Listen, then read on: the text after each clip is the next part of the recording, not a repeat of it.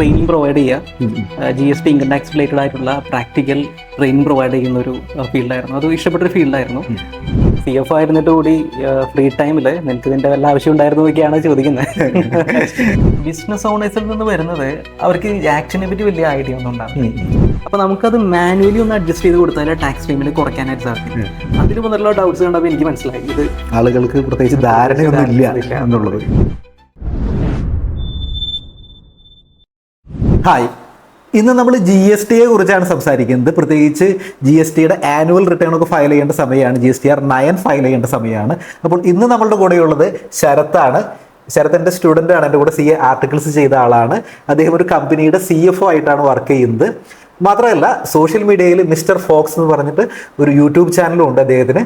അപ്പോൾ ഒരുപാട് GSTയുമായി ബന്ധപ്പെട്ട്, ഇൻകം ടാക്സുമായി ബന്ധപ്പെട്ട് ഒരുപാട് വീഡിയോസ്, വളരെ ഇൻഫോർമേറ്റീവ് ആയിട്ടുള്ള പ്രത്യേകിച്ച് കോഴ്സുകൾ പോലെയുള്ള വീഡിയോസ് ചെയ്യുന്ന ആളാണ്. അപ്പോൾ welcome Sharath. Thank you sir. Okay, നമ്മൾ GSTR 9 കുറിച്ച് മാത്രമല്ല, ശരത്ത് വളരെ ഡീറ്റെയിൽ ആയിട്ടുള്ള ഒരു കോഴ്സ് GSTR 9 എങ്ങനെ ഫയൽ ചെയ്യും എന്നതിനെ കുറിച്ച് ഒരു കോഴ്സ് തന്നെ ചെയ്തിട്ടുണ്ട്. അപ്പോൾ ആ കോഴ്സിൻ്റെ ലിങ്ക് നമ്മൾ ഡിസ്ക്രിപ്ഷനിൽ കൊടുത്തിട്ടുണ്ട്. അത് മാത്രമല്ല കോഴ്സ് എങ്ങനെ ബൈ ചെയ്യാം എന്നുള്ളൊരു സെപ്പറേറ്റ് വീഡിയോ കൂടി ആൾ ചെയ്തിട്ടുണ്ട്. അപ്പോൾ അതിൻ്റെ ലിങ്ക് കൂടി നമ്മൾ ഡിസ്ക്രിപ്ഷനിൽ കൊടുത്തിട്ടുണ്ട്. അപ്പോൾ നമ്മുടെ ഡിസ്കഷനിലേക്ക് കടക്കാം. ഡിസ്കഷനിൽ നമ്മൾ മെയിനായിട്ട് GSTR 9 എങ്ങനെ ഫയൽ ചെയ്യാം, 9 ഫയൽ ചെയ്യുമ്പോൾ വരുന്ന ചലഞ്ചസ് എന്തൊക്കെയാണ്, ഇങ്ങനെ കാര്യങ്ങൾ നമ്മൾ ടച്ച് ചെയ്ത് പോകുന്നുണ്ട്. മാത്രമല്ല കോഴ്സിൽ എങ്ങനെയൊക്കെയാണ് നിങ്ങൾക്ക് ഈ കോഴ്സ് യൂട്ടിലൈസ് ചെയ്യാനായിട്ട് പറ്റുക എന്നതിനെ കുറിച്ച് നമ്മൾ ഡിസ്കസ് ചെയ്യുന്നുണ്ട്. ശരത് CA ആർട്ടിക്കിൾഷിപ്പ് ഒക്കെ കഴിഞ്ഞതിന് ശേഷം പിന്നെ ഒരു കമ്പനിയിൽ CFO ആയിട്ട് വർക്ക് ചെയ്യുന്നു. അപ്പോൾ ഇതിനിടയിൽ ഇതുപോലെ, അതായത് നമ്മളുടെ യൂട്യൂബ് ചാനലൊക്കെ തുടങ്ങാനായിട്ട്, അല്ലാന്നുണ്ടെങ്കിൽ ഇതുപോലെ GSTയുടെ അങ്ങനെയൊക്കെ ഒരു സർവീസ് കൊടുക്കാനായിട്ട്, അങ്ങനെ വരാനായിട്ട് എന്തായിരുന്നു കാരണം? ആക്ച്വലി ചോദ്യം വളരെ റെലവൻ്റ് ആണ്. CFO ആയിരുന്നിട്ട് കൂടി ഫ്രീ ടൈമിൽ നിനക്ക് ഇതിൻ്റെ വല്ല ആവശ്യം ഉണ്ടായിരുന്നു എന്നൊക്കെയാണ് ചോദിക്കുന്നത്. ആക്ച്വലി ഞാനൊരു അക്കാദമിക് ബാക്ക്ഗ്രൗണ്ട് വെച്ചുകൊണ്ട് ടീച്ചിങ് ഫീൽഡിലായിരുന്നു കൂടുതൽ ഉണ്ടായിരുന്നത്. അക്കാദമിക് ഒരു ട്രെയിനിങ് പ്രൊവൈഡ് ചെയ്യുക, GST ഇൻകം ടാക്സ് റിലേറ്റഡ് ആയിട്ടുള്ള പ്രാക്ടിക്കൽ ട്രെയിനിങ് പ്രൊവൈഡ് ചെയ്യുന്ന ഒരു ഫീൽഡായിരുന്നു. അത് ഇഷ്ടപ്പെട്ടൊരു ഫീൽഡായിരുന്നു. ഞാൻ കൊച്ചിയിലെ ഹെഡ് സ്കൂൾ ഓഫ് എക്കണോമിക്സിൽ കുറച്ച് കാലം ഫാക്കൽറ്റി ആയിരുന്നു, ഗസ്റ്റ് ഫാക്കൽറ്റി ആയിരുന്നു. ഓക്കെ. അപ്പോൾ അവിടെയുള്ള സ്റ്റുഡൻസും അതുപോലെ തന്നെ എൻ്റെ പ്രൈവറ്റ് ആയിട്ടുള്ള മറ്റ് സ്റ്റുഡൻസിനൊക്കെ GST റിലേറ്റഡ് ആയിട്ടുള്ള അപ്ഡേറ്റ്സ് പ്രൊവൈഡ് ചെയ്യുക എന്നുള്ളൊരു ഉദ്ദേശത്തോടു കൂടിയാണ്.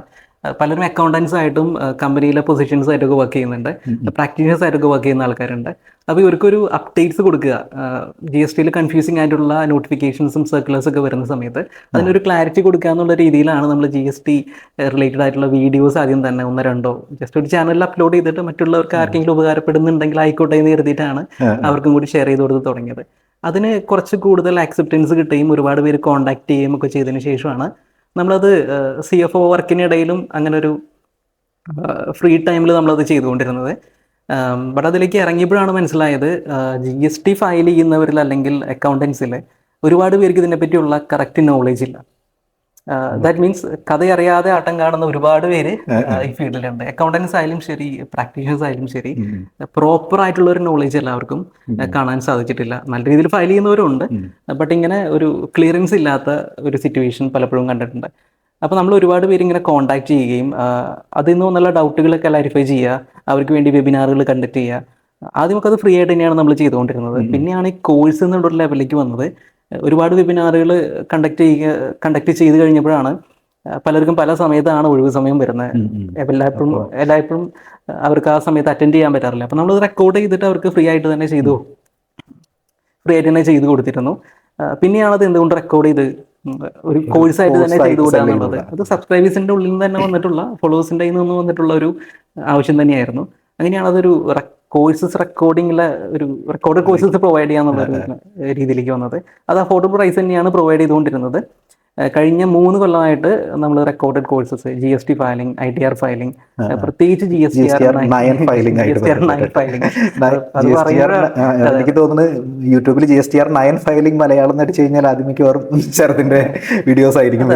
വൺ ഓഫ് ദി സെർച്ച് റിസൾട്ട്സിൽ എൻ്റെ വീഡിയോസ് ഉണ്ട്. അതുപോലെ തന്നെ ഇൻവോയ്സ് റിലേറ്റഡ് ആയിട്ടുള്ള കുറച്ച് വീഡിയോസ്, അങ്ങനെ കുറച്ച്. ഇതിലിപ്പോൾ നമ്മൾ വൈറലാവുന്നൊന്നുമില്ല, ആവശ്യക്കാർ മാത്രമേ അത് കാണുന്നുള്ളൂ. അത് ശരിയാണ്. ആ കാണുന്നവരെല്ലാം തന്നെ ഒരുപാട് പേര് കോൺടാക്ട് ചെയ്യുന്നുണ്ട്. 100 പേര് കാണുകയാണെങ്കിൽ 100 പേർക്ക് ആവശ്യമുള്ളതാണ്. 100 പേരും അത് കോൺടാക്ട് ചെയ്തിരിക്കും. അങ്ങനെയുള്ളൊരു ഇൻഫർമേഷനാണ് നമ്മൾ പ്രൊവൈഡ് ചെയ്യുന്നത്. അപ്പോൾ സാറ് ചോദിച്ച ചോദ്യത്തിന് അതാണ് ആൻസർ. CFO ആയിരുന്നിട്ട് എന്തുകൊണ്ടാണ് ഈ ഒരു ഫീൽഡിലേക്ക് വന്നത്? ആക്ച്വലി ഫ്രീ ടൈമിലാണ്, ഇപ്പോഴും ഫ്രീ ടൈം തന്നെയാണ് ചെയ്തുകൊണ്ടിരിക്കുന്നത്. ഇപ്പോൾ പിന്നെ ഹെൽപ്പ് ചെയ്യാൻ കുറച്ച് സ്റ്റാഫും കാര്യങ്ങളൊക്കെ ഉണ്ട്. കോഴ്സായിട്ട് ഡെവലപ്പ് ചെയ്തതിന് ശേഷം നമ്മളങ്ങനെ ഒരു ഫേം സെറ്റപ്പിലേക്ക് വന്നു. ഒരു അഡീഷണൽ സർവീസ് ആയിട്ടുള്ള രീതിയിൽ തന്നെ കൺസൾട്ടേഷനും ഫയലിംഗ് സർവീസസും എല്ലാം തന്നെ അതിന് കൂടെ തന്നെ നമ്മൾ പ്രൊവൈഡ് ചെയ്യുന്നുണ്ട്. അപ്പോൾ അതാണ് സാറിൻ്റെ ചോദ്യത്തിനുള്ള ഒരു കൺക്ലൂഷൻ. ഓക്കെ. അപ്പോൾ നമ്മൾ ഈ കോഴ്സുമായിട്ട് ബന്ധപ്പെട്ടിട്ട് അല്ലെങ്കിൽ ഇപ്പോൾ GST ഇങ്ങനെയുള്ള ഡൗട്ട് ക്ലിയറിംഗുമായിട്ട് ബന്ധപ്പെട്ടിട്ട് ചിലപ്പോൾ ഇപ്പോൾ ഒരുപാട് ആളുകൾ, പ്രത്യേകിച്ച് ഇപ്പോൾ പ്രാക്ടീഷണേഴ്സ് അല്ലെങ്കിൽ അക്കൗണ്ടൻസ് അല്ലെങ്കിൽ ഇപ്പോൾ ബിസിനസ്സുകാർ ഒക്കെ ചോദിക്കുന്നുണ്ടായിരിക്കാം. അല്ലാന്നുണ്ടെങ്കിൽ എനിക്ക് തോന്നുന്നു ഇപ്പോൾ GST ഇറങ്ങിയിട്ട് തന്നെ ഇപ്പോൾ ഒരു ബാലാരിഷ്ടതയുള്ള ഒരു ആക്ട് ആണെന്ന് തന്നെ പറയാം. അപ്പോൾ ഒരുപാട് കൺഫ്യൂഷൻസ് എല്ലാവർക്കും ഉണ്ട്. ഇപ്പോൾ പ്രാക്ടീഷണേഴ്സും ഉണ്ട്, അക്കൗണ്ടൻസിനും ഉണ്ട്, ഈവൻ GST ലോ അതായത് GST ഓഫീസേഴ്സിനടക്കം ഒരുപാട് കൺഫ്യൂഷൻസ് ഉണ്ട്. അപ്പോൾ ഇതിലൊരു കോമൺ ആയിട്ട് വരുന്ന അങ്ങനെ എപ്പോഴും ചോദിക്കുന്ന ഒരു കാര്യങ്ങൾ അല്ലെങ്കിൽ അതെന്താണ് വരുന്നത്, അതായത് ഇപ്പോൾ കോമൺ ആയിട്ട് വരുന്ന ഒരു ഇഷ്യൂസുകളൊക്കെ ആളുകൾ ചോദിക്കുന്നത്? ഞാനതൊരു ചെറിയ എക്സ്പീരിയൻസിൽ നിന്ന് സ്റ്റാർട്ട് ചെയ്യാം. ഒരു ലാസ്റ്റ് 2 months മുമ്പാണ് എനിക്കൊരു വോയിസ് നോട്ട് റിസീവ് ചെയ്യുന്നത്. സാധാരണ വാട്സപ്പ് റിലേറ്റഡ് ആയിട്ടുള്ള നമ്മൾ ഡയറക്റ്റ് ഹാൻഡിൽ ചെയ്യാറില്ല, സ്റ്റാഫാണ് ഹാൻഡിൽ ചെയ്യാറുള്ളത്. സ്റ്റാഫ് ഹാൻഡിൽ ചെയ്യുമ്പോഴും അത് നമ്മുടെ CA ഫീൽഡുമായിട്ട് ബന്ധപ്പെട്ട വർക്ക് ചെയ്യുന്ന സ്റ്റാഫുകളൊക്കെ തന്നെയാണ്. അപ്പോൾ എനിക്കത് ഫോർവേഡ് ചെയ്തു. ഞാനത് കേട്ട് നോക്കിയപ്പോൾ അതൊരു GST പ്രാക്ടീഷണറാണ്, ഒരു ലേഡിയാണ്. ആണ് ചോദിക്കുന്ന ചോദ്യം ഇതാണ്: ഞാൻ കഴിഞ്ഞ 3 years ആയിട്ട് GST റിട്ടേൺസ് ഫയൽ ചെയ്യുന്നുണ്ട്. ആദ്യം തന്നെ ആൾ പറയുന്ന ഒരു കാര്യമാണ്, എനിക്ക് GST റിട്ടേൺസ് ഫയൽ ചെയ്യാൻ അറിയാം. GSTR 1 3B ഒക്കെ അതെ ഞാൻ 3 കൊല്ലമായിട്ട് ഫയൽ ചെയ്തുകൊണ്ടിരിക്കുന്നുണ്ട്. ഫയലിംഗ് ഒക്കെ എനിക്ക് ക്ലിയർ ആണ്. എനിക്കൊരു ചെറിയ ഡൗട്ട് ഉണ്ടായിരുന്നു. ആ ഡൗട്ട് ചോദിക്കുന്ന ആൾ ഇതാണ്. ഡൗട്ട് കിട്ടിയപ്പോൾ എനിക്കത് കുറച്ച് ഇൻട്രസ്റ്റിംഗ് ആയിട്ട് തോന്നി. ഡൗട്ട് ഇതാണ്: ഈ GSTR 3B ITC settlement related ആയിട്ടുള്ള റൂൾസ് ഒന്ന് പറഞ്ഞുതരാമോ? അതായത് input tax credit output tax ലയബിലിറ്റിയുമായിട്ട് സെറ്റ് ഓഫ് ചെയ്യുന്ന ആ ഓർഡർ ഓഫ് സെറ്റ് ഓഫ് അത് എങ്ങനെയാണെന്ന് ഒന്ന് ക്ലിയർ ചെയ്ത് തരാമോ? എനിക്ക് ഫയലിംഗ് ഒക്കെ ആ ഒരു ഓർഡർ എങ്ങനെയാണെന്ന് പറഞ്ഞുതരാമോ? ആദ്യം തന്നെ ആൾ പറഞ്ഞിരുന്നു എനിക്ക് റിട്ടേൺസ് ഒക്കെ നല്ല രീതിയിലാണ് ഫയൽ ചെയ്യാൻ അറിയാം. 1 3B ഒക്കെ ഞാൻ 3 years ആയിട്ട് ഫയൽ ചെയ്തുകൊണ്ടിരിക്കുകയാണ്. ഇതാണ് അവസ്ഥ. ഐ മീൻ നമ്മൾ GST ആക്ട് പഠിച്ചതിന് ശേഷമല്ല റിട്ടേൺ ഫയലിംഗ് സ്റ്റാർട്ട് ചെയ്യുന്നത്. യൂട്യൂബിൽ നോക്കിയിട്ടോ, യൂട്യൂബിനെ കുറ്റം പറയില്ല, നമ്മൾ യൂട്യൂബിൽ തന്നെ ചെയ്യുന്ന ആളാണ്. ബട്ട് അതൊരിക്കലും കംപ്ലീറ്റ് അല്ല. നമ്മൾ GSTR 1 3B എൻ്റർ ചെയ്യുന്ന ഈച്ച് ആൻഡ് എവരി ഫീൽഡിന് ബാക്ക് എൻഡിൽ ഒരു GST റൂളോ സെക്ഷനോ ഉണ്ടാവും, ആക്ട് ഉണ്ട്. ഏറ്റവും കൂടുതൽ സാറിന് അറിയായിരിക്കും. അപ്പോൾ ഈ സംഭവം ആരും അറിഞ്ഞിട്ടല്ല, അല്ലെങ്കിൽ അത് പഠിച്ചതിന് ശേഷമല്ല ഇത് വരുന്നത്. ഈ സെറ്റ് ഓഫിന്റെ കേസുകൾ ചോദിക്കാൻ കാരണം അത് പ്രാക്ടീസിൽ വരുന്നില്ല. നമ്മൾ സ്വയം അത് സെറ്റ് ഓഫ് കാൽക്കുലേറ്റ് ചെയ്യേണ്ട ഒരു സിറ്റുവേഷൻ വരുന്നില്ല. അത് ഓട്ടോമാറ്റിക്കലി ആണ് 3B കാൽക്കുലേറ്റ് ചെയ്യുന്നത്. ഇപ്പോൾ റിട്ടേൺസിന്റെ പേര് ഞാൻ സ്പെസിഫിക്കലി പറയുമ്പോൾ ഫയൽ ചെയ്യുന്ന ആൾക്കാർക്ക് തീർച്ചയായും കണക്ട് ചെയ്യാൻ പറ്റുന്നുണ്ടാവാം. ഇത് ഇഷ്യൂ വരുന്നത് എവിടെയാണെന്ന് വെച്ചാൽ ചില സിറ്റുവേഷൻസിൽ GSTR 3B ഓട്ടോമാറ്റിക് കാൽക്കുലേഷൻ വരുന്നത് നമ്മുടെ കയ്യിൽ നിന്ന് കൂടുതൽ ക്യാഷ് പേയ്മെന്റ് വരുന്ന ഒരു സിറ്റുവേഷനിലേക്ക് വരും.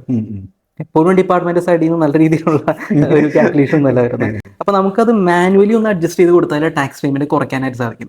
അപ്പോൾ ഈ ഡൗട്ട് ചോദിച്ച ആൾക്ക് ഔട്ട്പുട്ട് ടാക്സ് ലയബിലിറ്റിയുമായിട്ട് ഇൻപുട്ട് സെറ്റ് ഓഫ് ചെയ്യുമ്പോൾ ആളുടെ കംപ്ലീറ്റ് ആയിട്ട് സെറ്റ് ഓഫ് ആയി പോകുന്ന ഒരു സിറ്റുവേഷൻ ആൾ നോക്കിയപ്പോൾ കാണുന്നുണ്ട്. അതിനേക്കാൾ കൂടുതലാണ് ഇൻപുട്ട് വരുന്നത്. പക്ഷെ സെറ്റ് ഓഫ് അതിൽ നടക്കുമ്പോൾ 3B നടക്കുമ്പോൾ ക്യാഷ് പേയ്മെന്റ് അങ്ങോട്ടാണ് കൂടുതൽ അടയ്ക്കേണ്ടി വരികയാണ്. അപ്പൊ 3 yearsനുള്ളിൽ ആകെ ഈ ഒരു ടൈമിലാണ് ആൾക്ക് ഇങ്ങനെ ഒരു സിറ്റുവേഷൻ വന്നിട്ടുള്ളത്. അപ്പോഴാണ് ആൾ ആ റൂളിനെ പറ്റി അന്വേഷിക്കുന്നത്, അതിന്റെ ഒരു ക്ലിയറൻസ് വരുന്നത്. ഇത് തന്നെയാണ് ഇവിടുത്തെ പ്രശ്നം, വേറെ ഒന്നുമല്ല. ഈ ഒരു പലരും ആക്ടോ റൂളോ പഠിച്ചിട്ടല്ല കളത്തിലേക്ക് ഇറങ്ങുന്നത് എന്നർത്ഥം. അതാണ് കഥ അറിയാതെ ആട്ടം കാണുന്ന ഒരു ഇത് പറയുമ്പോ ഇവനാരത് പറയാനായിട്ടെന്നുള്ളൊരു ചിന്തയൊക്കെ വരും. ഒരുപാട് പ്രാക്ടീസ് ആയിട്ട് നമുക്ക് എന്താ പറയാ ഡിസഗ്രി ചെയ്യുന്ന കുറച്ച് സിറ്റുവേഷൻസ് ഒക്കെ ഉണ്ടായിട്ടുണ്ട്. ഇവരതാണ് ഇങ്ങനെയാണ് ചെയ്യുന്നത്. 1 3B ഒരു ലിറ്ററലി എടുത്തിട്ട് അങ്ങനെ ഫയൽ ചെയ്ത് പോയിക്കൊണ്ടിരിക്കും. അതാണ് അതിന്റെ ഇഷ്യൂ വരുന്നത്. പിന്നെ ഡൗട്ട്സ് റിലേറ്റഡ് ആയിട്ടുള്ള കാര്യങ്ങൾ, അതായത് അക്കൗണ്ടൻസിൽ നിന്നും പ്രാക്ടീഷനിൽ നിന്നും അതുപോലെ തന്നെ ബിസിനസ് ഓണേഴ്സിൽ നിന്നും അതുപോലെ തന്നെ നമ്മളുടെ കോഴ്സ് പർച്ചേസ് ചെയ്തിട്ട് അത് വേറെ കോഴ്സ് റെക്കോർഡ് ചെയ്ത് കൊടുക്കുന്ന അല്ലെങ്കിൽ അങ്ങനെ എഡ്യൂക്കേഷൻ പ്രൊവൈഡ് ചെയ്യുന്ന പല ഇൻസ്റ്റിറ്റ്യൂട്ടുകളുണ്ട്. അവർ നമ്മുടെ കോഴ്സൊക്കെ പർച്ചേസ് ചെയ്യാറുണ്ട്.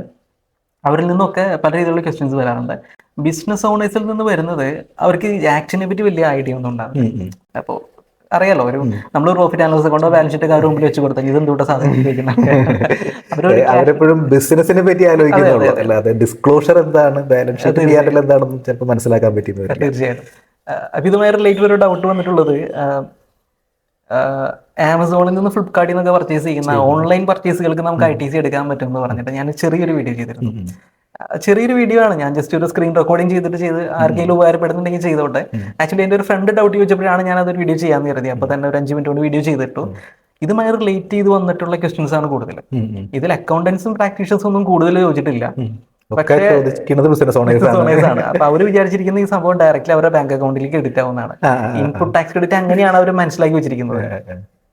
ഇനി അക്കൗണ്ടൻസ് ചോദിച്ചില്ല എന്ന് പറയുമ്പോൾ പല അക്കൗണ്ടൻസും പ്രാക്ടീഷണേഴ്സും ചില രീതിയിൽ ചോദിച്ചിട്ടുണ്ട്. അവര് എനിക്ക് വളരെ ഇൻട്രസ്റ്റിംഗ് ആയിട്ട് തോന്നിയിട്ടുള്ളത് ഈ റീഫണ്ട് ഫോം ഉണ്ടല്ലോ, GST പോർട്ടൽ. ആ റീഫണ്ട് ഫോമിന്റെ പല ഫോംസും ഉണ്ടല്ലോ, എന്ത് കാരണം കൊണ്ടാണ് നിങ്ങൾ റീഫണ്ട് കൊടുക്കുന്നത്. അപ്പൊ അതിന്റെ സ്ക്രീൻഷോട്ട് എടുത്ത് വെച്ചിട്ട് ഈ ആമസോൺ പർച്ചേസ് ചെയ്ത സാധനം നമുക്ക് ITC റീഫണ്ട് കിട്ടാൻ വേണ്ടിയിട്ട്, അക്കൗണ്ടിൽ കിട്ടാൻ വേണ്ടിയിട്ട് ആള് റിട്ടേൺ ഫയൽ ചെയ്യാൻ റെഡിയാണ്, ഒരു സംശയമില്ല ആൾക്ക്. റിട്ടേൺ ഫയൽ ചെയ്യാൻ റെഡിയാണ്. കൂടിയാണ് എടുക്കേണ്ടത്. അത് റീഫണ്ട് ആയിട്ട് കിട്ടില്ല എന്നുള്ളത് നമുക്കത് പറഞ്ഞ് മനസ്സിലാക്കണമെങ്കിലും കുറച്ച് ബുദ്ധിമുട്ടാണ്. പല ഡൗട്ട്സ് വരുമ്പോഴും നമ്മൾ ഈ കോൾസ് അറ്റൻഡ് ചെയ്യുന്ന പരിപാടിയില്ല. പലപ്പോഴും വാട്സപ്പിൽ വരുന്ന സംഭവം നമുക്ക് പെയ്ഡ് കൺസൾട്ടേഷൻ ത്രൂ തന്നെയാണ് നമ്മൾ ആൻസർ ചെയ്യുന്നത്. എക്കണോമിക്കലി പോസിബിൾ അല്ല, ഫ്രീ ഡൗട്ട്സ് ക്ലിയറിംഗ് എന്നുള്ളത് പോസിബിൾ അല്ല. ഒരു പെയ്ഡ് സർവീസ് ആയിട്ടാണ് പ്രൊവൈഡ് ചെയ്യുന്നത്. പക്ഷേ പെയ്ഡ് സർവീസിലേക്ക് പോയാലും അതിന്റെ പ്രോബ്ലം എന്താണെന്ന് വെച്ചാൽ ഈ ബേസിക് ആക്ട് അറിയാത്ത ഒരാളെ നമ്മൾ ഈ സംഭവം പറഞ്ഞ് മനസ്സിലാക്കണമെങ്കിൽ ആ സ്റ്റേജിലേക്ക് കൊണ്ടുവരുന്നുണ്ടെങ്കിൽ GST സ്റ്റാർട്ട് മുതലേ നമ്മൾ പഠിച്ചു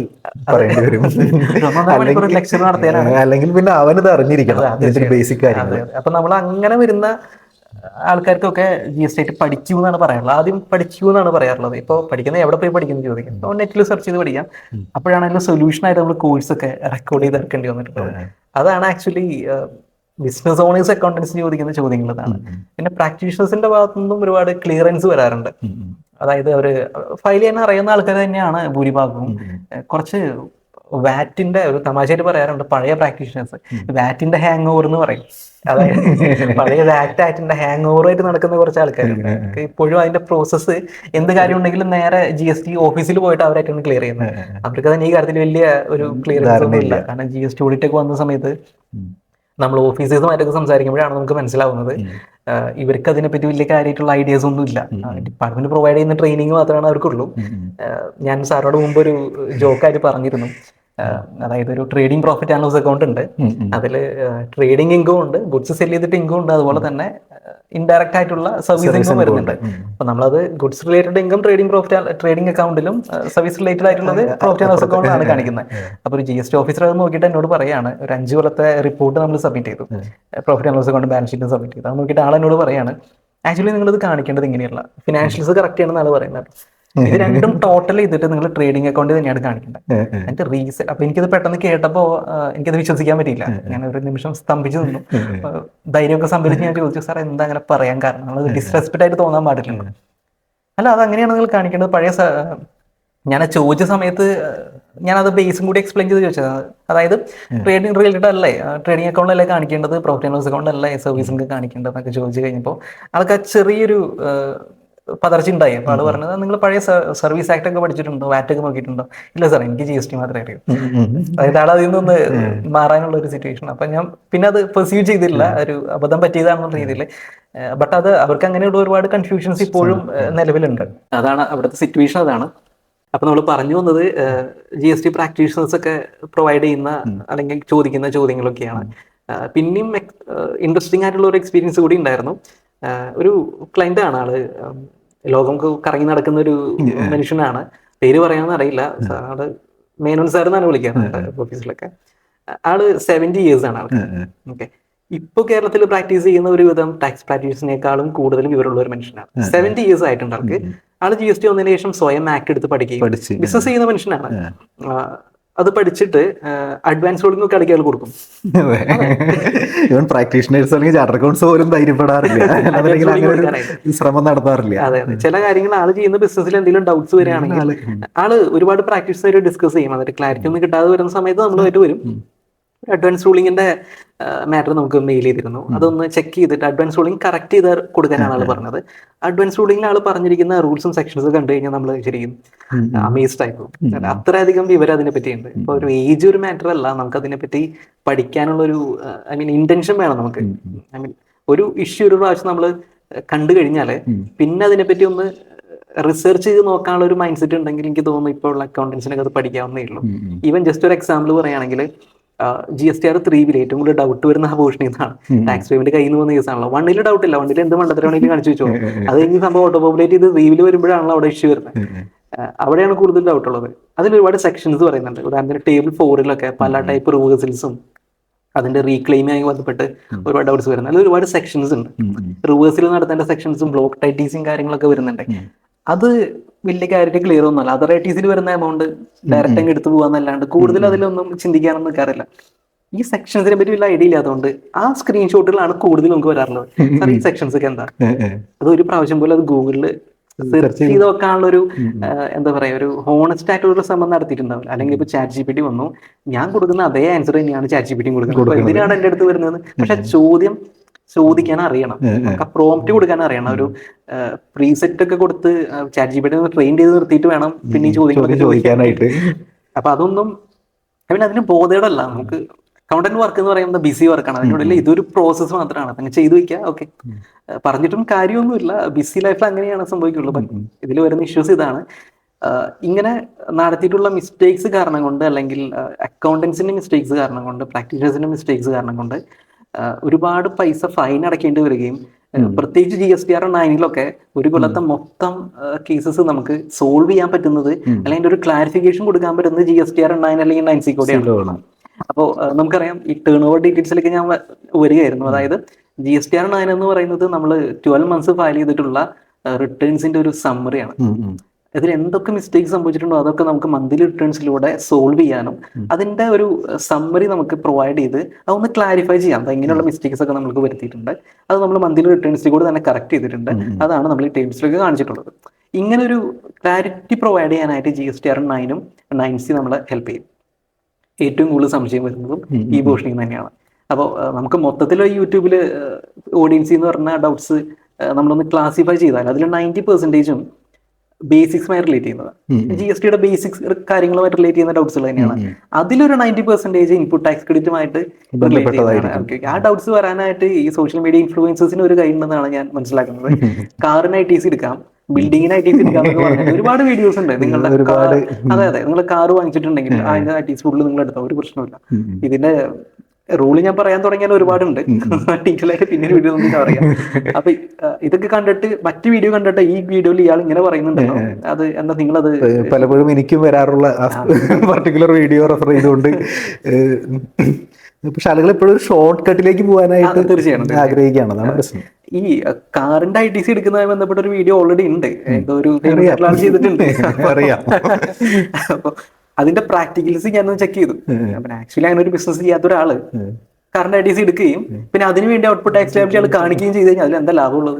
പിന്നെ നമ്മൾ എന്തോ ഒരു മോശമായിട്ടുള്ള ഒരു കാര്യം ചെയ്തു എന്നുള്ള ഒരു ക്രൂപ്റ്റ് ആയിട്ടുള്ള ഒരു കാര്യം ചെയ്തു എന്നുള്ള പേരും കൂടി വരും. ചിലർക്ക് അതൊരു സാറ്റിസ്ഫാക്ഷൻ ആണ്, ഞാൻ ഡിപ്പാർട്ട്മെന്റിനെ പറ്റിച്ചു. ഇതൊക്കെ പിന്നീട് നിങ്ങളെ ബാക്കിലൂടെ വന്ന് കടിക്കുന്ന സാധനങ്ങൾ തന്നെയാണ്. അതാണ് അതിന്റെ റിയാലിറ്റി. എങ്ങനെയാണ് നമ്മൾ പറഞ്ഞു വന്ന GSTR 9 and 9Cയുടെ കേസസ് ആണ്. അപ്പൊ ഇതുമായി ബന്ധപ്പെട്ടാണ് നമ്മളിപ്പോൾ ലേറ്റസ്റ്റ് ആയിട്ടുള്ള ഒരു കോഴ്സ് ഒക്കെ റിലീസ് ചെയ്തിട്ടുള്ളത്. കഴിഞ്ഞ 3 കൊല്ലമായിട്ട് നമ്മൾ റിലീസ് ചെയ്തുകൊണ്ടിരിക്കുന്നതാണ്. ഓരോ കൊല്ലവും അതിൽ റിലീസ് ചെയ്തതിന് ശേഷം വരുന്ന ഡൗട്ട്സും ക്ലാരിഫിക്കേഷൻസും ഒക്കെ വെച്ചുകൊണ്ട് അടുത്ത കൊല്ലത്തെ നമ്മളത് ഇമ്പ്രൂവ് ചെയ്ത് വന്നുകൊണ്ടിരിക്കും. അത് ഞാൻ ചെയ്തുകൊണ്ട് ഒരു 20 minute വീഡിയോ ആയിരുന്നു. ഫ്രീ ആയിട്ട് കിടക്കുന്നുണ്ട് ഇപ്പോഴും. എനിക്ക് തോന്നുന്നു 21, 22 മറ്റോ ആയിരുന്നു. അതിൽ വന്നിട്ടുള്ള ഡൗട്ട്സ് കണ്ടപ്പോൾ എനിക്ക് മനസ്സിലായി ഇത് ആളുകൾക്ക് പ്രത്യേകിച്ച് ധാരണയൊന്നും ഇല്ല എന്നുള്ളത്. അതിന്റെ രസകരമായ സംഭവം 9നെ പറ്റി എല്ലാവർക്കും ധാരണ ഇല്ലാത്തത്. ഈ മന്ത്ലി റിട്ടേൺസ് ഫയൽ ചെയ്യാൻ മന്ത്ലി റിട്ടേൺസ് ഫയൽ ചെയ്യാൻ അറിഞ്ഞാൽ 9 9C ഫയൽ ചെയ്യാൻ അറിയുള്ളൂ. അപ്പൊ അതിലെ ബേസിക്സ് ഇല്ലാത്ത ആളുകളാണ് ഈ 9 ഫയൽ ചെയ്യാൻ വരുന്നത്. ആ ചോദ്യം കേട്ടാൽ നമുക്ക് മനസ്സിലാവും. അതായത് അറിയാവുന്ന ഒരാൾ ചോദിക്കുന്നതും അറിയാത്ത ഒരാൾ ചോദിക്കുന്നതും ഡിഫറൻസ് ഉണ്ടല്ലോ. ഇത് പഠിച്ചു തുടങ്ങുന്ന ആൾക്കാരെ അപമാനിക്കാൻ വേണ്ടി പറയുന്നതല്ല. ആദ്യം നിങ്ങൾ ചെയ്യേണ്ടത് നിങ്ങൾക്ക് അറിയില്ല എന്ന് സ്വയം ആക്സെപ്റ്റ് ചെയ്യാന്നുള്ളത്. ഇപ്പൊ നേരത്തെ ആ ലേഡി പറഞ്ഞതുപോലെ എനിക്കെല്ലാം അറിയാം. ഐ മീൻ ഈ കേസ് മാത്രം സാറ് പറഞ്ഞു തന്നാൽ മതി. ഈ കേസ് മാത്രമല്ല വായിച്ചിരുന്നെങ്കിൽ ഈ സംശയം ഉണ്ടാവില്ലായിരുന്നു. അല്ല, അത് ആൾ അറിഞ്ഞിരിക്കേണ്ടതാണ്. ഇതുപോലെ എത്ര അബദ്ധങ്ങൾ ആൾക്ക് പറ്റിയിട്ടുണ്ടാവാം. നമ്മളിത് ഇത് ഒരു പ്രാവശ്യം ഇങ്ങനെ ഒരു സിറ്റുവേഷൻ വന്നപ്പോഴാണല്ലോ നോക്കിയത്. ഇതുപോലെ ആൾ നോട്ടീസ് ചെയ്യാത്ത എത്ര സിറ്റുവേഷൻസ് വന്നിട്ടുണ്ടാവാം. അതാണ് ഇതിന്റെ മെയിൻ ഹൈലൈറ്റ്. ഇതാണ്. പിന്നെ നമ്മൾ പറയുമ്പോൾ 9ലേക്ക് തിരിച്ചു വരികയാണെങ്കിൽ മന്ത്ലി റിട്ടേൺസിൽ ചെയ്യുന്ന കാര്യങ്ങൾ ഇങ്ങനെ ഇങ്ങോട്ട് പോയിക്കോളും. ദാറ്റ് മീൻസ് ആ ഒരു ഫ്ലോയിൽ അങ്ങോട്ട് പോയിക്കോളും. ഇപ്പൊ ITC വരുന്നില്ല, സപ്ലയർ വിളിച്ച് ഇൻഫോം ചെയ്തു, ആൾ ഫയൽ ചെയ്യുന്നുണ്ട്, ഇതുണ്ട്, ഓക്കെ, അതെല്ലാം ശരിയാണ്. 9ന്റെ സ്ഥലത്ത് എത്തുമ്പോ ഓടും കുതിര ചാടും കുതിര അവിടെ നമ്മൾ നിന്നു. അവിടെ പിന്നെ ഒരു അങ്കലാപ്പാണ്. ഇതിപ്പോ ഞാൻ ഈ സൈലിംഗ്മാർ പറയുന്നത് ഇതൊക്കെ ഞാൻ എവിടെ കൊണ്ടുപോയി ഈ ചെയ്ത മണ്ടത്തരങ്ങളൊക്കെ അല്ലെങ്കിൽ ഈ ചെയ്ത മിസ്റ്റേക്സുകൾ ഇനി എവിടെ പ്ലേസ് ചെയ്യും എന്നുള്ളതാണ് അടുത്ത ഇഷ്യൂ. ഇപ്പൊ ബികോം കഴിഞ്ഞൊരു ഫ്രണ്ട് എനിക്കുണ്ട്, ആള് ലേറ്റസ്റ്റ് ആയിട്ട് ഇപ്പൊ ജോയിൻ ചെയ്തിട്ടുള്ളൂ. അപ്പൊ ആള് 9 ഫയൽ ചെയ്യാൻ നോക്കുമ്പോൾ ഞാൻ ആക്ച്വലി ഒരു റെഫറൻസ് ആയിട്ട് എടുത്ത ആളാണ്. ഐ മീൻ ആൾക്ക് ഇത് ബേസിസ് ഒന്നും വലിയ കാര്യമായിട്ട് അറിയില്ല. അപ്പൊ ആൾക്ക് വരുന്ന എന്തൊക്കെ സംശയങ്ങളുണ്ടോ ഞാൻ ആൾക്ക് ചോദിച്ച് മനസ്സിലാക്കും. വളരെ സീരിയസ് ആയിട്ട് സംസാരിക്കും. എന്തൊക്കെ മണ്ടത്തിനുള്ളത് ഞാൻ നോട്ട് ഡൗൺ ചെയ്യും. അതിൽ അതിന്റെ ബേസിലാണ് ഞാൻ കോഴ്സ് ഡെവലപ്പ് ചെയ്തിരിക്കുന്നത്. അവനത് അറിയില്ല, അറിഞ്ഞിറക്കി കിട്ടും. അപ്പൊ ഈ കേസ് വെച്ചിട്ടാണ് 9 ഒക്കെ ഡെവലപ്പ് ചെയ്ത് പല ആൾക്കാരിൽ നിന്നുള്ള പ്രാക്ടീഷനിൽ നിന്നും അക്കൗണ്ടൻസിൽ നിന്നുള്ള ഡൗട്ടുകൾ ക്ലാരിഫൈ ചെയ്തുകൊണ്ടാണ് 9 ഡെവലപ്പ് ചെയ്തിട്ടുള്ളത്. ഈച്ച് ആൻഡ് എവരി ടേബിൾ നമ്മൾ എക്സ്പ്ലെയിൻ ചെയ്യുന്നുണ്ട്. ഐ മീൻ 9 ഇപ്പോൾ 19 ടേബിൾസ് ഉണ്ട്. 18 ടേബിൾസ് നമ്മൾ ഫില്ലപ്പ് ചെയ്യേണ്ടതാണ്. ലാസ്റ്റ് വരുന്ന ടേബിൾ ഇതിൽ ഓട്ടോമാറ്റിക് ഫൈൽസ് എന്തെങ്കിലും ഉണ്ടെങ്കിൽ അത് വരും, അത് പേ ചെയ്യാനുള്ളതാണ്. ഇതിൽ പലപ്പോഴും ആൾക്കാർ ചെയ്യുന്നത് ടേബിൾ 4 മുതൽ 18 വരെ നേരിട്ട് അങ്ങോട്ട് ഓപ്പൺ ചെയ്ത് നമ്മൾ എക്സാമിൽ പോയിരിക്കുമ്പോൾ ആദ്യത്തെ ക്വസ്റ്റ്യൻ മുതൽ 50ാമത്തെ ക്വസ്റ്റ്യൻ വരെ ഓരോന്നായിട്ട് ആൻസർ ചെയ്യുന്ന പോലെ തന്നെ അതങ്ങ് ആൻസർ ചെയ്ത് പോവാണ്. ഇപ്പോൾ 4 എടുക്കുന്നു, അതിൽ എന്തൊക്കെയാണ് ഡീറ്റെയിൽസ് ഉള്ളത്, ആ ഓട്ടോ പോപ്പുലേറ്റ് ചെയ്ത് വരുന്ന ഫിഗർ അതുപോലെ തന്നെ വെച്ചിട്ട് ഫയൽ ചെയ്ത ആൾക്കാരും ഉണ്ട് കേട്ടോ. നമ്മുടെ എന്തിനാണ് 9 ഫയൽ ചെയ്യണമെന്ന് അറിയില്ല. 9 ഫയൽ ചെയ്യണം, 31 ഡിസംബർ ഡ്യൂ ഡേറ്റ്, നേരെ എടുക്കുന്നത് ഓക്കെ റെഡി, ഒന്നും നോക്കാൻ സബ്മിറ്റ് കൊടുത്തു. ഇഷ്ടംപോലെ റിട്ടേൺസ് കൊണ്ടുവരാണ്ട് നോട്ടീസ് വരുമ്പോഴാണ് കളി മനസ്സിലാവുന്നത്. അപ്പോൾ ഇതിൽ ടേബിൾ 4 നമ്മൾ ഓപ്പൺ ചെയ്ത് കഴിഞ്ഞാൽ ഇതിൽ ഓരോ ഫിഗറും നമ്മൾ മന്ത്ലി റിട്ടേൺസ് ആണല്ലോ ഓട്ടോ പോപ്പുലേറ്റ് ചെയ്യുന്നത്, എവിടെ നിന്നാണ് വരുന്നത്. ഇപ്പോൾ മന്ത്ലി റിട്ടേൺസ് നമ്മൾ ഫയൽ ചെയ്യുന്ന സമയത്ത് മിസ്റ്റേക്ക് സംഭവിച്ചിട്ടുണ്ടെങ്കിൽ അതുപോലെ തന്നെ ഇവിടെ ഉണ്ടാവും. ഹോട്ടലിൽ അങ്ങനെ പ്രത്യേകിച്ച് എന്താ പറയാ കറക്റ്റ് ചെയ്യാനുള്ള കഴിവൊന്നുമില്ല. അത് നമ്മൾ എന്തിട്ട് വെച്ചിട്ടുണ്ടോ അതൊക്കെ ഓക്കെ സാർ എന്ന് പറഞ്ഞാൽ ആളെ അക്സെപ്റ്റ് ചെയ്ത് പോയിക്കോളും. ഈ ഫിഗറിൽ മിസ്റ്റേക്ക് സംഭവിച്ചിട്ടുണ്ടെങ്കിൽ എന്ത് ചെയ്യും, അതെങ്ങനെയാണ് കറക്റ്റ് ചെയ്യേണ്ടത്. ഇപ്പോൾ ഒരു നോട്ട് ചെയ്യേണ്ട ഒരു പോയിന്റ് എന്ന് വെച്ചാൽ 9 നമുക്ക് പ്രത്യേകിച്ച് ഒരു ITC എടുക്കാനോ അല്ലെങ്കിൽ പുതിയൊരു സപ്ലൈ നമുക്ക് ഡിക്ലെയർ ചെയ്യാനോ പറ്റില്ല. അത് നമുക്ക് മന്ത്ലി റിട്ടേൺസിൽ കറക്റ്റ് ചെയ്തിട്ടുണ്ടായിരിക്കണം. കറക്റ്റ് ചെയ്താൽ മാത്രമേ നമുക്ക് അതിൽ ചെയ്യാൻ പറ്റുള്ളൂ. അത് കറക്റ്റ് ചെയ്തിട്ടില്ല എങ്കിൽ വേറെ മെത്തേഡ് ഓപ്റ്റ് ചെയ്യണം. ഇതുമായി സംബന്ധിച്ച് ICAI ഒരു ടെക്നിക്കൽ ഗൈഡൊക്കെ പുറത്തിറക്കിയിട്ടുണ്ട്. എനിക്ക് തോന്നുന്നു ഒരു 500 പേജൊക്കെ വരും. ഇൻസ്റ്റിറ്റ്യൂട്ടിലെ മെറ്റീരിയൽ വായിച്ച് നമുക്ക് എന്താ പറയാ, അത് പ്രത്യേകിച്ച് നമ്മൾ തന്നെ ശരിക്കും വായിക്കുന്നില്ല. അപ്പോഴാണ് ഇനിയിപ്പോൾ അക്കൗണ്ടൻസ് വായിക്കുന്നത്. അപ്പോൾ ഇതുമായി ബന്ധപ്പെട്ട് അതൊന്നും വായിക്കാനായിരുന്നു എനിക്കറിയില്ല. ഇതിന്റെ ഷോർട്ട് കട്ട്സ് ആണ് വേണ്ടത്. ഡൗട്ട്സ് വരുമ്പോൾ നമുക്ക് അറിയാൻ പറ്റും. സാർ എനിക്ക് ഈ ഒരു ഇഷ്യൂ ഉണ്ട്, അപ്പോൾ ഞാൻ ഏത് ടേബിളിൽ എവിടെയാണ് ഏത് ഫിഗറാണ് എനിക്ക് വേണ്ടത് അത് മാത്രമേ അറിഞ്ഞാൽ മതി. വേറെ ഒന്നും അറിയണ്ട. അപ്പോൾ 9 ഫോം ഫുള്ളായിട്ട് മനസ്സിലാക്കാനോ അങ്ങനെ ഒരു സ്റ്റഡി ലെവലിലേക്കൊന്നും പോകുന്നില്ല. നമ്മൾ ചെയ്യുന്ന ഓരോ ടേബിൾസും എടുത്തിട്ട് അതിന്റെ ബാക്ക്ഗ്രൗണ്ട് പറയും, എവിടെ നിന്നാണ് അത് വന്നിട്ടുള്ളത്, എന്തിനാണ് അത് റെപ്രസെന്റ് ചെയ്യുന്നത്. അപ്പോൾ എങ്ങനെയാണ് നമുക്ക് കറക്റ്റ് ചെയ്യാൻ സാധിക്കുക, അതിന് എന്ത് വർക്കിംഗ് നോട്ട്സ് ആണ് നമ്മൾ പ്രിപ്പയർ ചെയ്ത് വെക്കേണ്ടത്. Each and every table every call നമ്മൾ എടുത്തിട്ട് അത് എക്സ്പ്ലെയിൻ ചെയ്താണ് പറയാം. അപ്പോൾ അതിലൊരു ഇമ്പോർട്ടൻസ് എന്താണെന്ന് വെച്ചാൽ GST ആക്ട്, സാർ നേരത്തെ പറഞ്ഞ പോലെ തന്നെ GST ആക്ട് ഒരു ബേബി ആക്ട് ആണ്. ഇപ്പോൾ നമ്മുടെ ഇൻകം ടാക്സ് ആക്ട് പോലെയോ അല്ലെങ്കിൽ മറ്റ് ആക്ടുകളെ പോലെയോ ഒന്നും ഡെവലപ്പ് ആയിട്ടില്ല, മെച്യൂരിറ്റിയിലേക്ക് എത്തിയിട്ടില്ല. അതിന്റെ ഡിപ്പാർട്ട്മെന്റിന്റെയും ഭാഗം അങ്ങനെ തന്നെയാണ്. അവർക്കും ഇത് ഇപ്പൊ എന്തിട്ട് ചെയ്യേണ്ടതെന്നൊന്നും അറിയില്ല. പല അഡ്ജസ്റ്റ്മെന്റ്സും അല്ലെങ്കിൽ നോട്ടിഫിക്കേഷൻസ് കാണുമ്പോഴും നമുക്ക് തോന്നാറുണ്ട് ഒരു നമ്മളിപ്പോ ബേസിക്സ് ഇല്ലാത്ത ആൾക്കാരെക്കാളും വഷളാണല്ലോ ഇവരും തോന്നും. ഈ ഒരു നോട്ടിഫിക്കേഷൻ കൊണ്ടുവന്നു, ശരി ആ ഒരു പ്രോബ്ലം സോൾവ് ചെയ്ത് കഴിഞ്ഞു, അതിന് വലിയൊരു പ്രോബ്ലം അടുത്ത് വരാൻ പിടിച്ചാലും വലുതാണ്. അങ്ങനെ ഈ സിറ്റുവേഷൻ ഉണ്ട്. ഇപ്പൊ ലേറ്റസ്റ്റ് ആയിട്ട് 9 വന്നിട്ടുള്ള ഒരു അമെന്റ്മെന്റ് ആണ്. GSTR 2B നിന്നാണ് ITC ഓട്ടോ പോപ്പുലേറ്റ് ചെയ്യുന്നത്. ലാസ്റ്റ് ഇയർ ഒക്കെ 2A നിന്ന്. അപ്പൊ 2A നിന്ന് വരുമ്പോൾ അതിൻ്റെതായിട്ടുള്ള ചില മിസ്റ്റേക്സ് ഉണ്ടായിരുന്നു, ബാലൻസിങ് ഒക്കെ വരും. ഞാനത് പറയുമ്പോൾ ഫയൽ ചെയ്യുന്നവർക്ക് പ്രത്യേകിച്ച് റിലേറ്റ് ചെയ്യാൻ പറ്റും. ടേബിൾ 8 എന്ന് പറയും. പേടി സ്വപ്നമാണ്, കണ്ടഞ്ഞോടും. അങ്ങനത്തെ ഒരു ടേബിളാണ്. ടേബിൾ 8Dയിൽ ഡിഫറൻസ് ഒക്കെ വരും. നമ്മൾ എടുത്തിട്ടുള്ള ITCയും ആക്ച്വലി വന്നിട്ടുള്ള ഓട്ടോ പോപ്പുലേറ്റ് ചെയ്ത് വന്നിട്ടുള്ള റിഫ്ലക്ട് ചെയ്തിട്ടുള്ള ITC നമ്മളുടെ ഡിഫറൻസ് ഒക്കെയാണ് അത് കാണിക്കുന്നത്. ഇത് നെഗറ്റീവ് ബാലൻസ് ഒക്കെ വന്നു കഴിഞ്ഞാൽ ഹാർട്ട് അറ്റാക്ക് വരുന്ന ആൾക്കാരെ എനിക്കറിയാം. പോസിറ്റീവ് ബാലൻസ് ഒന്നും കുഴപ്പമില്ല, നെഗറ്റീവ് ബാലൻസ് വന്നാൽ നമ്മൾ കൂടുതൽ ITC എടുത്തുള്ളൊരു ആ ഒരു റിഫ്ലക്ഷൻ ആണ് നമുക്ക് 9 കാണാൻ പറ്റുന്നത്. ഇത് പ്രൊഫഷണൽസ് കാണുമ്പോൾ പേടിക്കാറില്ല. അവരതിനൊരു വർക്കിംഗ് നോട്ട് വയ്ക്കും. ഇത് എന്ത് കാരണം കൊണ്ട് വന്നിട്ടുള്ളത്, കാരണം GSTR 9 ഫോം ആക്യുറേറ്റ് അല്ല, ഫോം തന്നെ ആക്യുറേറ്റ് അല്ല. അതിൽ നമ്മുടെ എല്ലാ കാര്യങ്ങളും എൻറ്റർ ചെയ്യാനുള്ള ടേബിൾസോ കാര്യങ്ങളോ ഒന്നും ഇപ്പോഴും വന്നിട്ടില്ല. നമ്മൾ ചെയ്യുന്നത് ആ ഫോം മനസ്സിലാക്കുക എന്നുള്ളതാണ്. നമ്മൾ കോഴ്സിലൂടെ ചെയ്യുന്നത് ആ ഫോം എങ്ങനെയാണ് വർക്ക് ചെയ്യുന്നത്. നമ്മൾ ഡാറ്റ എൻട്രി ചെയ്യുമ്പോൾ ഫോമിലെ ഇന്റർ കണക്ഷൻസ് എന്നാണ്, ടേബിൾസ് എങ്ങനെയാണ് വർക്ക് ചെയ്യുന്നതാണ് നമ്മൾ അവിടെ എക്സ്പ്ലെയിൻ ചെയ്യുന്നത്. ഇതെങ്ങനെയാണ് ഇന്റർഡിപെൻഡന്റ് ആയിട്ടിരിക്കുന്നത്, എങ്ങനെയാണ് അത് ചെയ്യുന്നത് നമ്മൾ എക്സ്പ്ലെയിൻ ചെയ്യുന്നത്. അത് ഉപയോഗിച്ച് ശരിക്കും പറഞ്ഞ ഒരു ഹോണസ്റ്റ് ആയിട്ടുള്ള ഒരു ശ്രമം അവിടെ വേണം, അത് മനസ്സിലാക്കാനുള്ള ശ്രമം വേണം. ഇപ്രാവശ്യം നമ്മൾ കോഴ്സ് ചെയ്തപ്പോൾ 4.5 hours വരെ എത്തി. കോഴ്സിന്റെ റെക്കോർഡഡ് കോഴ്സിന്റെ ഇതാണ് 4.5 hours വരെ എത്തി. 1 മണിക്കൂറിൽ തീർക്കാവുന്ന കാര്യമുള്ളൂ. പക്ഷെ ഇതിലെ എക്സ്പ്ലനേഷൻ കൊടുത്ത് ഓരോ ബാക്ക്ഗ്രൗണ്ടും പറഞ്ഞുകൊണ്ടാണ് ഇങ്ങനെ സംഭവിച്ചത്. അപ്പോൾ കഴിഞ്ഞ കൊല്ലത്തെ ITC ഈ കൊല്ലം ക്ലെയിം ചെയ്തു, കഴിഞ്ഞ കൊല്ലത്തെ സെയിൽസ് ഈ കൊല്ലം കാണിച്ചു, ഈ കൊല്ലം കാണിക്കുന്നത് അടുത്ത കൊല്ലം കാണിച്ചു. ഇങ്ങനെയുള്ള പരിപാടികൾ ഇതൊക്കെ എല്ലാവരും ചെയ്യുന്ന കാര്യങ്ങൾ. പ്രാക്ടിക്കലി നമ്മൾ ബിസിനസ് നടത്തുമ്പോൾ എല്ലായ്പ്പോഴും സംഭവിക്കുന്ന കാര്യങ്ങൾ തന്നെയാണ്. തീർച്ചയായിട്ടും നമ്മളിപ്പോ സാധാരണ കാണുന്ന വരുന്ന ഒരു ടാക്സ് എവേഷൻ ഉണ്ട്. 1 കറക്റ്റ് ഫിഗർ കാണിക്കും, 3B 20,000 സംഭവിക്കും, പൈസ ഇല്ല കയ്യിൽ, എന്ത് ചെയ്യാൻ നേരെ പോയിട്ട് 3B ഫിഗർ ഒക്കെ എഡിറ്റ് ചെയ്തിട്ട് നമ്മളിപ്പോ കുറച്ചിട്ടുള്ളതാണ്, നമ്മുടെ കയ്യിൽ ഇപ്പൊ ഇത്രേ ഉള്ളൂ, ഇത് നിങ്ങൾ അടയ്ക്കാനുള്ള സൈല് അതിനുള്ളത് കാണിക്കും. ബാക്കി നമുക്ക് പിന്നെ പറയാം. ഇത് ഇപ്പൊ നെക്സ്റ്റ് മന്തില് 3B ഒന്ന് എഡിറ്റ് ചെയ്തിട്ട് കാണിക്കും. ഇത് ചെയ്യും. ചില ഹോണസ്റ്റുള്ള ആൾക്കാർ അതിന്റെ കൂടെ ഇൻട്രസ്റ്റും കൂടി അടയ്ക്കും. 18% പീരീഡിലേക്ക് കാൽക്കുലേറ്റ് ചെയ്തിട്ട് അടയ്ക്കും. പ്രശ്നമില്ല, ഡിപ്പാർട്ട്മെന്റ് അതൊരു പ്രോബ്ലം അല്ലാന്ന്. ഐ മീൻ ഇപ്പൊ മിസ്മാച്ച് നോട്ടീസ് ഒക്കെ വരുന്നുണ്ടെങ്കിലും ആ ഇൻട്രസ്റ്റ് അങ്ങനെ അടച്ചു കൊടുത്താൽ അവർ ഹാപ്പിയാണ്, നമുക്ക് വേറെ പ്രശ്നംസ് ഒന്നുമില്ല. 9 ഫയൽ ചെയ്യുമ്പോഴാണ് അതൊരു ഇഷ്യൂ ആയിട്ട് വരുന്നത്.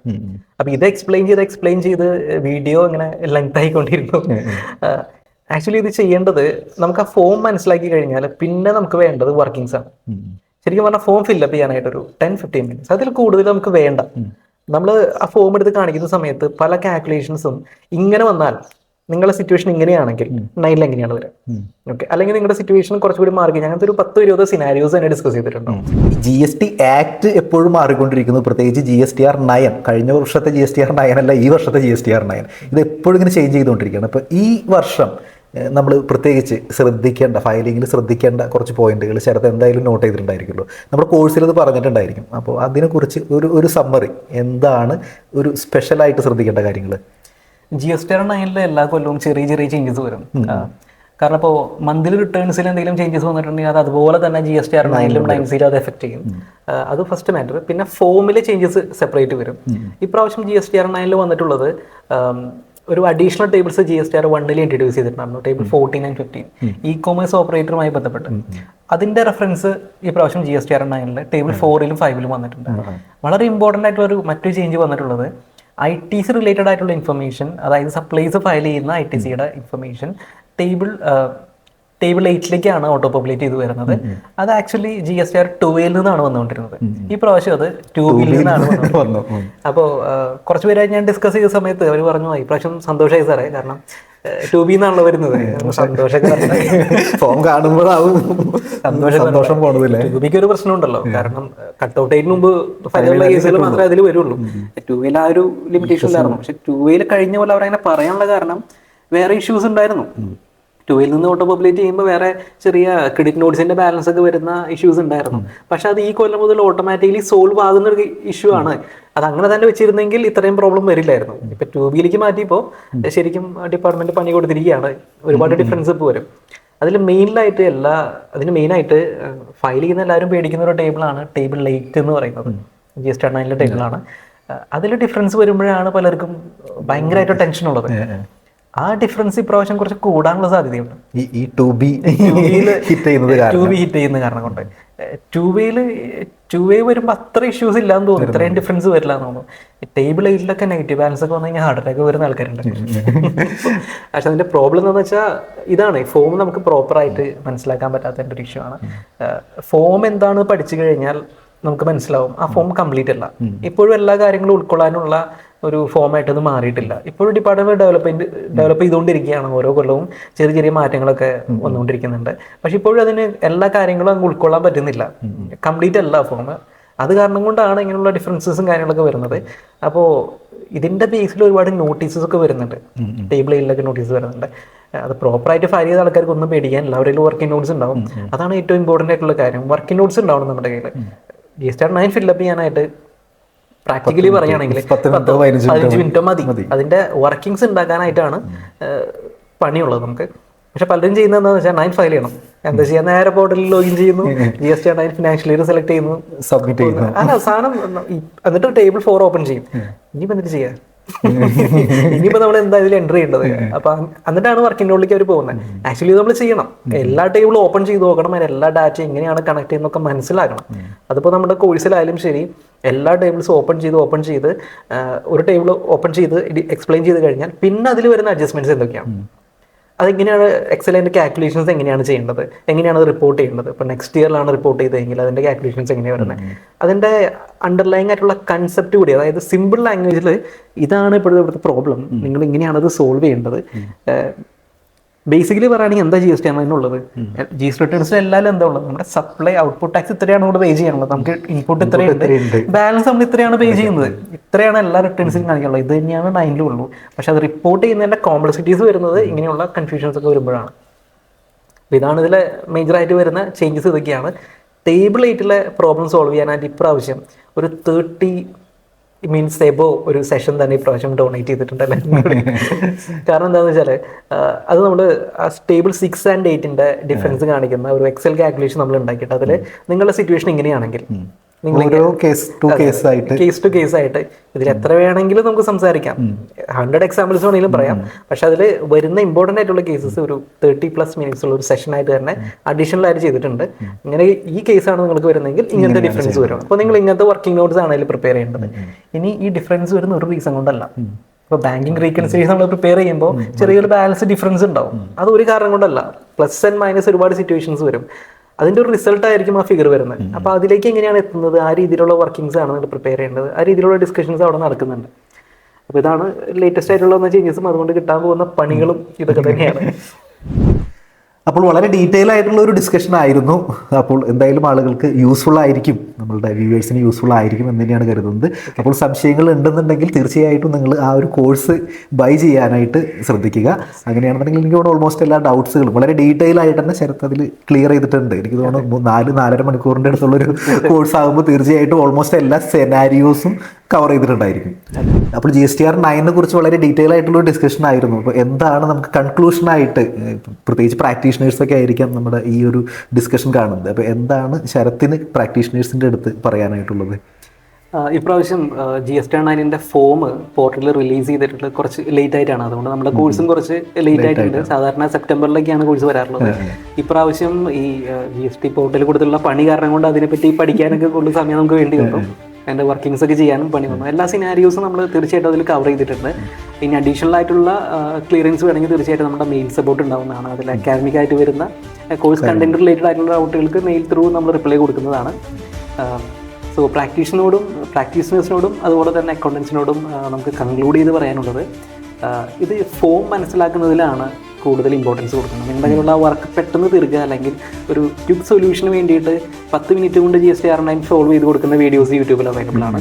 നിങ്ങൾക്ക് വേണമെങ്കിൽ അത് ചെയ്യാം. അല്ലെങ്കിൽ 500 രൂപയ്ക്കോ 1000 രൂപയ്ക്കോ ചെറിയ അഫോർഡബിൾ എമൗണ്ടുകളിൽ പല കോഴ്സുകളും പല രീതിയിലും പലരും സെല് ചെയ്യുന്നുണ്ട്. വേണമെങ്കിൽ അതിലേക്ക് പോകുന്ന അതൊക്കെ ഓരോരുത്തരുടെ ഇഷ്ടം തന്നെയാണ്. എങ്കിലും ഡീറ്റെയിൽ ആയിട്ട് പഠിക്കണമെന്ന് താല്പര്യം ഉണ്ടെങ്കിൽ, അതായത് ബേസിക്സ് മുതൽ കവർ ചെയ്ത് എല്ലാ സിനാരിയോസും വൺസ് നമ്മളത് പഠിച്ചു കഴിഞ്ഞാൽ ഒരു ലൈഫ് ടൈം സ്കില്ലായിട്ട് നിങ്ങൾക്ക് മറ്റുള്ളവർക്ക് പറഞ്ഞു കൊടുക്കാൻ സാധിക്കുന്ന, അല്ലെങ്കിൽ മറ്റുള്ളവരെ ട്രെയിൻ ചെയ്യാൻ സാധിക്കുന്ന ഒരു സ്കില്ലായിട്ട് ഡെവലപ്പ് ചെയ്യണമെന്നുണ്ടെങ്കിൽ തീർച്ചയായിട്ടും ഈ കോഴ്സ് നിങ്ങൾക്കൊരു അസറ്റ് ആയിരിക്കും. അപ്പോൾ വളരെ ഡീറ്റെയിൽ ആയിട്ടുള്ള ഒരു ഡിസ്കഷൻ ആയിരുന്നു. അപ്പോൾ വളരെ യൂസ്ഫുൾ ആയിരിക്കും എന്ന് തന്നെയാണ് വിചാരിക്കുന്നത്. അപ്പോൾ ഇതുപോലെയുള്ള മറ്റ് പോഡ്കാസ്റ്റുമായിട്ട് നമുക്ക് വീണ്ടും കാണാം. Thanks for watching.